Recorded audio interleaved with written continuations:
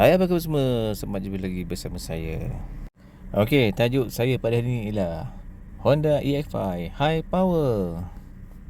Okey, inilah contoh sebuah motor Honda EX5. Cuba awak lihat betul-betul apa yang awak nampak. Pandang betul-betul apa yang awak nampak. Nampak apa? Ada nampak apa-apa tak? Sebenarnya tak ada nampak apa-apa pun. Ianya adalah sebuah motosikal Honda EX5 yang sedang dibaik pulih. Inilah keadaan enjin Honda EX5. Cuba awak tengok enjin Honda EX5 ni macam mana, okey tak? Okey, jawapannya memang tak okey lah kan. Kalau okey takkan nak hantar repair. Tapi saya bukan nak cerita sangat pun tentang okey atau tidak enjin motosikal Honda EX5 ni. Di sini saya nak sharing lah tentang kehebatan enjin Honda EX5 ni. Honda EX5 ni dah dijual lebih 2 juta di Malaysia. Di sini jelas menunjukkan yang Honda EX5 ni dia merupakan sebuah motosikal Honda Cup yang sangat laris jualannya di Malaysia berbanding dengan model-model lain. Tapi nak kata laris sangat pun berbalik-balik lah pada keadaannya. Pada era-era zaman EX5 ni, pada ketika tu tak banyak model lain yang mengeluarkan enjin 4 stroke untuk motosikal cupnya. Pada era tu kebanyakan enjin motosikal ni masih lagi menggunakan minyak tuti, iaitu enjin 2 stroke kan, yang bunyi tot tot tot tot tot tot. Ini macam tu kan.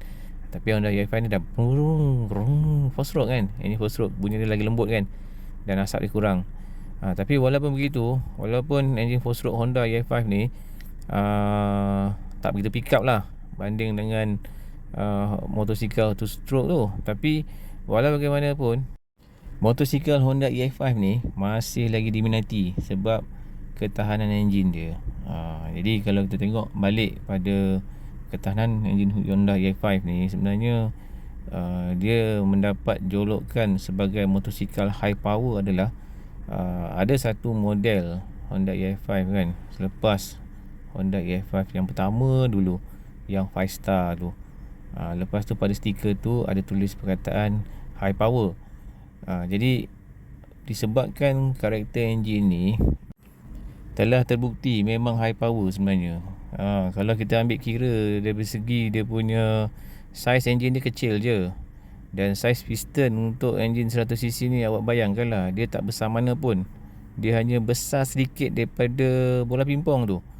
Saiz dia bukan saiz bentuk bulat macam bola pimpong bentuk diameter bulatan dia besar sedikit daripada bola pimpong. Tetapi walaupun piston dia saiz kecil, walaupun enjin dia kecil, motosikal ni boleh menarik load yang besar, load yang berat. Dia terbukti oleh mereka-mereka yang menggunakan motosikal ni untuk kerja-kerja peladangan. Kalau awak pernah tengok kan, orang-orang yang kerja di ladang ni kan, mereka ni kan jaga motor ni bagi saya memang tak berapa sangat lah, sebab mereka lebih fokus pada aktiviti mereka kan. Tapi motor yang digunakan di ladang ni ataupun untuk kerja-kerja berat, untuk angkat barang ni, dia memerlukan satu motosikal yang sangat tahan lasak lah. Tahan lasak tu maksudnya penjagaan tak seberapa, tapi motosikal tu perlu berbakti pada pemiliknya dengan high power, dengan kuasa yang berat, dengan kuasa tinggi, dengan kuasa yang sangat maksimum. Jadi segi penjagaan biasa je, tapi nak bekerja tu berat. Jadi benda ni merupakan salah satu ujian yang sangat getir lah bagi kebanyakan motosikal. Bukan semua motosikal boleh melakukan kerja sebagian rupa. Keringat motor ni diperah secukupnya, tapi nak jaga lebih kurang je. Jadi bukti dia adalah, kalau awak pernah tengok mereka-mereka yang gunakan motosikal ni untuk di ladang contohnya, di estate untuk tujuan di sawah padi ke, ataupun di kawasan-kawasan tepi laut kan, mereka-mereka yang kerja untuk aktiviti perikanan ni kan, di laut pun merupakan salah satu cabaran yang ramai orang tak tahu saya rasa tu. Sebab kalau awak tengok motosikal yang digunakan untuk aktiviti-aktiviti laut ni angkat ikan ke, angkat kotak-kotak ke, masalah dia adalah segi hakisan. Motosikal yang duduk area di kawasan laut ni, problem dia adalah hakisan lah. Awak boleh tengok lah motosikal yang selalu lah terlibat dengan aktiviti-aktiviti perikanan yang garam banyak kan, daripada ikan tu kan. Jadi enjin-enjin tu akan jadi mudah terkelopek cat dia. Awak tengoklah sendiri, kalau awak tak faham apa yang saya nak cakap ni, awak pergi kat kawasan laut, awak tengok motor kat sana. Itu merupakan salah satu cabaran tu sebenarnya. Merupakan salah satu ujian bagi motosikal. Bukan semua motosikal boleh tahan macam tu kan. Ada motosikal tu kalau yang tak cukup kuat kualiti ketahanan besi dia, kerja dah reput dah. Reput motosikal tu. Nanti awak tengoklah sendiri Tapi bukan awak datang pergi berkelas di pantai tu awak balik. Itu tak cukup ujiannya tu. Tapi kalau hari-hari kerja kat laut, awak bayangkanlah macam mana dekat dengan kawasan-kawasan laut ni. Itu salah satu contoh lah. Jadi kita ambil kira ujian pada motosikal EFI ni, ketahanan enjin dia dengan keadaan yang mudah menghakis, dengan keadaan kerja-kerja berat, dengan keadaan kerja di ladang. Kalau di ladang ni, kalau awak tengok kan, di ladang ni ada apa? Di ladang ni, sebuah motosikal tersebut perlu mengharungi keadaan jalan-jalan yang berbukit. Naik bukit tinggi sangat. Ada seorang pengambil petai kan, dia bawa motosikal ni masuk hutan. Kalau nak gunakan motosikal scrambler yang spek tinggi-tinggi tu boleh, tapi dia ni hanyalah seorang bisnes dengan petai je kan, takkan nak buat scrambler kan. Tapi yang dia mampu motosikal EFI. Tapi dalam banyak-banyak motosikal yang lasak, yang boleh mengharungi kawasan-kawasan berbukit seperti tu, antaranya motosikal EFI lah. Tukar tayar dia, dia boleh daki bukit tu dengan baik. Berat lagi dengan turun bukitnya lagi. Jadi kalau kita tengok segi enjin tu, saya fokus pada enjin lah Ini EFI ni, sebagaimana awak tengok ni, macam mana keadaan enjin EFI ni. Nampak simple je kan. Kalau dah buka cover dia ni, dah tak ada apa pun. Nampak togel macam tu je. Tapi kenapa enjin motosikal ni dia kuat? Dia kuat. Dan selepas pada model ni, kita dapati enjin dia pun tak sekuat yang ni. Yang paling kuat yang dululah, yang Honda lampu bulat tu. Saya pernah tengok sendiri keadaannya motosikal tu. Dulu saya pernah duduk kawasan-kawasan Felda ni. Disebabkan bekerja lah tu, saya punya jiran tu pagi-pagi dah keluar bawa motosikal tu untuk ke ladang getah. Ekor motosikal tu sampai naik putus dah. Tapi motosikal tu jalan seperti biasa. Duduk lepas. Boleh masuk lagi. Tapi A5 ni adalah salah satu generasi lah selepas daripada Honda lampu bulat, lampu petak, masuk sampai EI5. Tapi soalan dia adalah, kenapa Honda EI5 ni enjin dia kuat? Saya sebenarnya selalu fikir, apa yang menyebabkan Honda EI5 ni enjin dia kuat? Awak boleh tengok sendirilah. Awak susah nak compare enjin lain dengan enjin EI5 ni. Kalau awak compare enjin lain mesti kalah lah. Motor sekarang EI5 ni, enjin dia ni kuat. Jadi contoh yang kedua kan, saya pernah tengok warga asing ni yang ambil besi buruk ni, dia pasang roda 3 pada motosikal EI5 ni. Lepas tu dia bawa peti ais, bawa besi buruk, kawan dia duduk di belakang. Tentang salah undang-undang tu memang salah lah. Tapi sekarang dah susah nampak, saya tak nampak tak mana pergi dah. Tapi saya pernah tengok keadaan tu. Pada ketika tu banyak jugalah kan. Tapi sekarang dah hilang ke mana saya tak tahu. Tapi persoalan dia, saya tengok sendiri bagaimana warga asing ni, dia bawa peti ais berat-berat tu, bawa besi buruk lagi, kawan dia duduk di sebelah. Motosikal EI5 ni steady je. Lepas tu kalau tengok pula pergi segi ketahanan dia yang seterusnya kan, EI5 ni kan, sampai masa lah enjin mana yang tahan kan, kalau dah diseksa macam tu kan.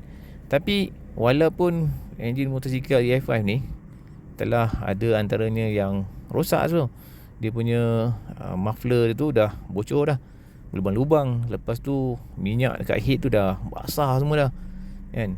Dengan dia punya asap exhaust dah jadi putih-putih kan. Maybe dia punya valve seal dia dah rosak dan sebagainya lah. Tapi enjin dia masih lagi boleh gerak lagi. Ketahanan dia tu kan, tu yang saya respect lah dengan Honda EI5 ni. Pada zaman sekarang ni, payah kita nak jumpa enjin yang sehebat Honda EI5 ni. Di mana enjin sekarang ni, saya tak tahu lah kat mana silap dia. Tapi enjin sekarang ni memang dah tak sekuat Honda EI5. Kalau anda discuss dengan pemilik-pemilik Honda EI5 ni kan, terutama otai-otai kita ni, dia orang akan puji Honda EI5 ni. Honda EI5 ni memang terbukti lah motosikal yang susah nak cari pengganti. Setelah EI5 ni, dihentikan jualannya. Production ni dah tak dijual lagi dah.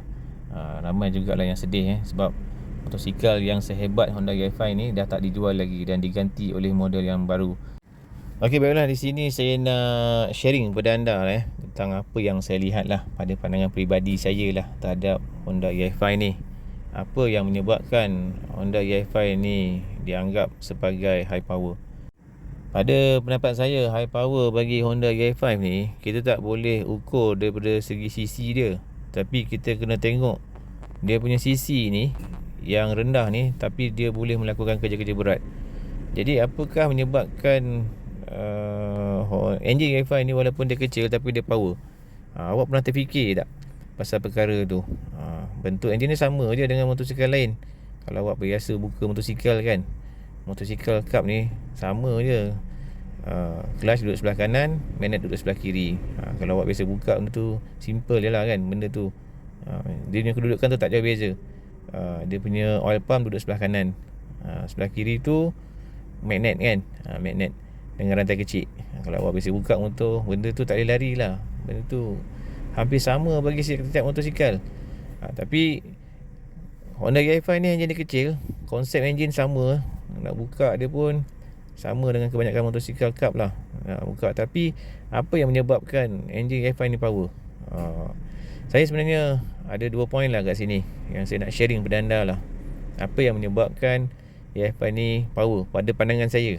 Pada pandangan saya yang saya pandang betul-betul, saya pandang dan saya amati, saya tengok apakah yang menyebabkan enjin EFI ni power. Cuba awak lihat betul-betul enjin ni. Kalau awak lihat betul-betul pun, saya rasa awak boleh perasan kan yang enjin ni memang power.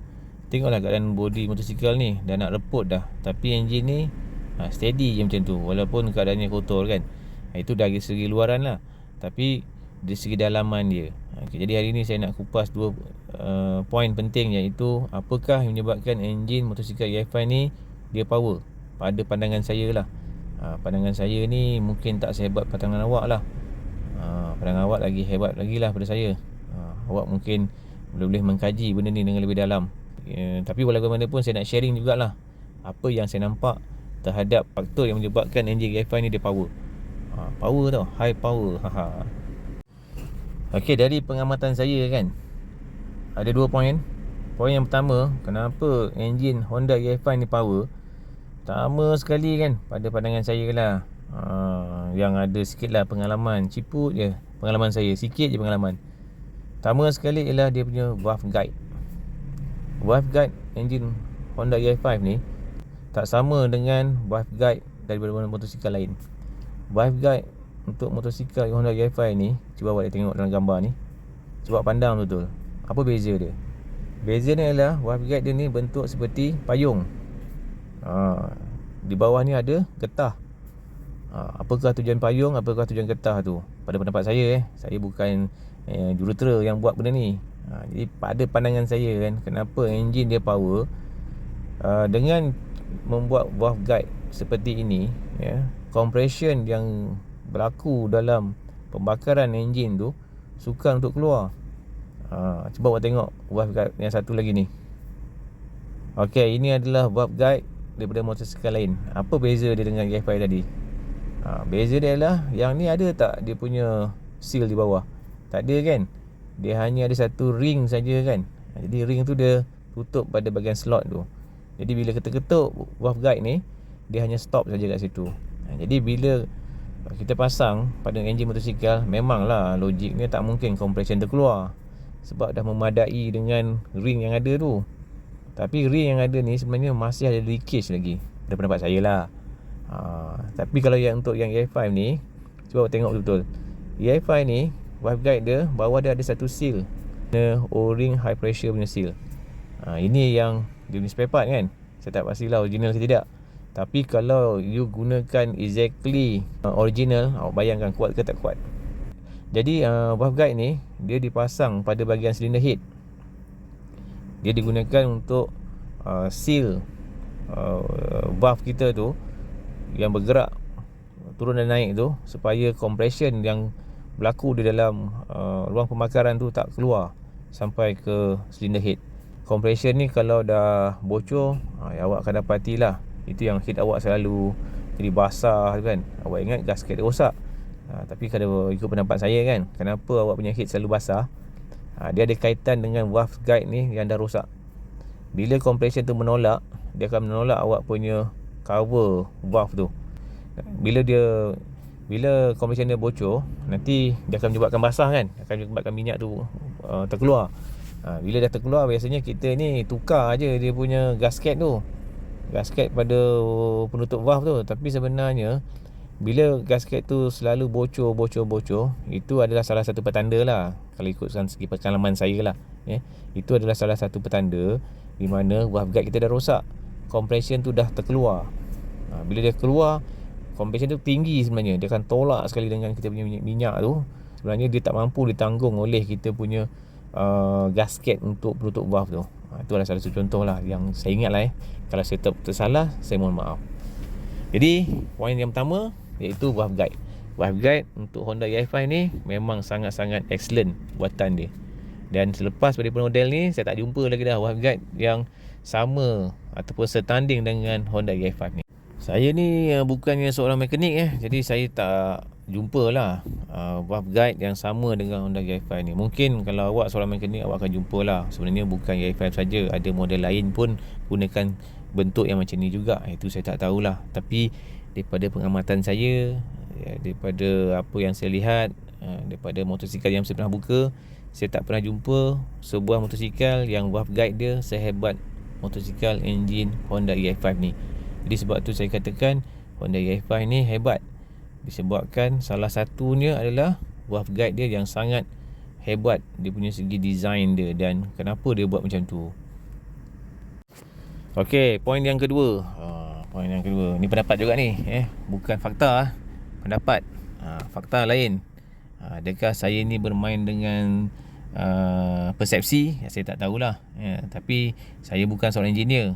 Sebab tu saya katakan inilah pendapat saya, seorang jurutera yang sehebat pembuat enjin Honda EI5 ni. Cakap ni adalah berdasarkan pendapat sahaja, perception saya, bukan fakta yang jelas. Memang itulah jawapan dia, bukan.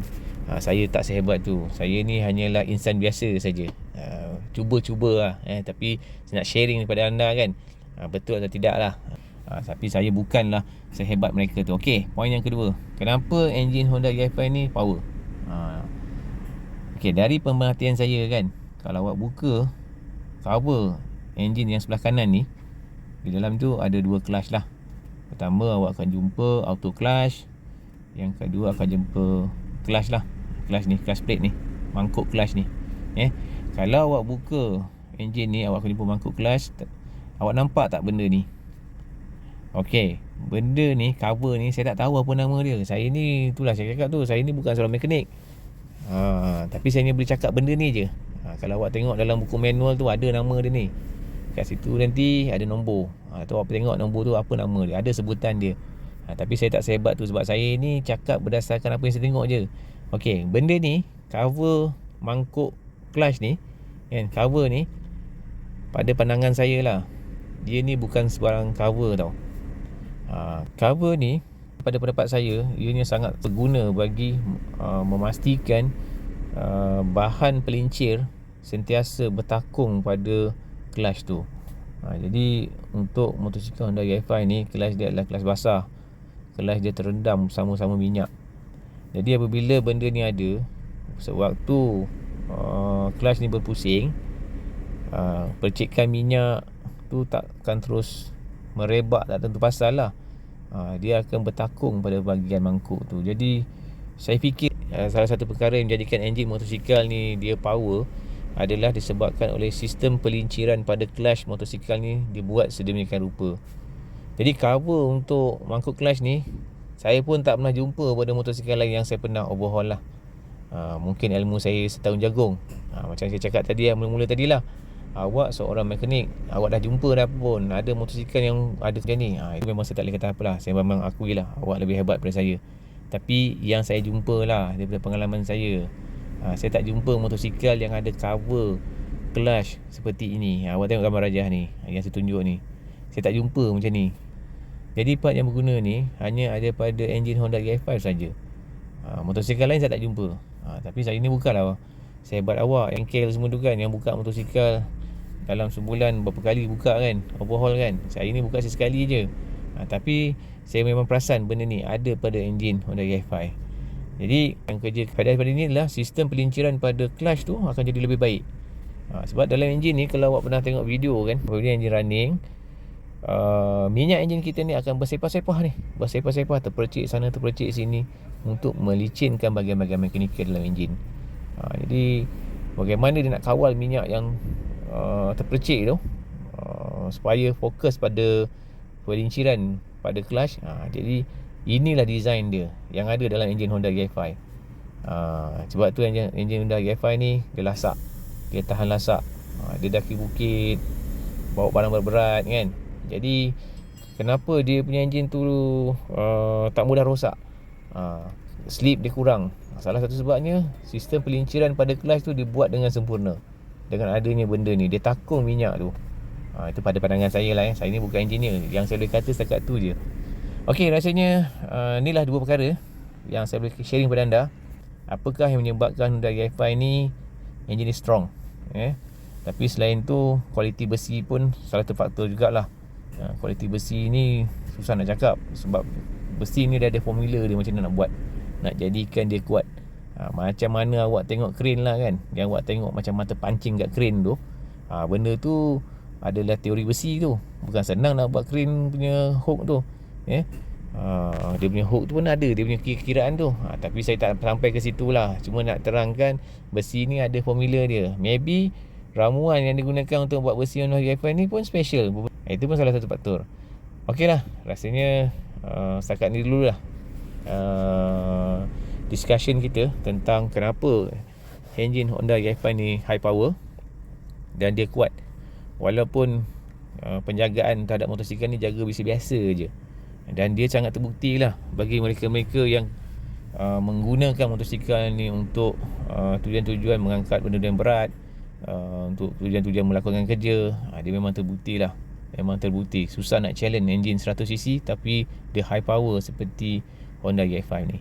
Okey, rasanya setakat di sini dahulu perkongsian saya. Sekiranya saya tersilap, saya mohon maaf. Saya hanyalah insan biasa yang tak lari dari buat kesilapan. Inilah sebuah sharing saja dan pendapat peribadi saja. Okey, setakat di sini dahulu.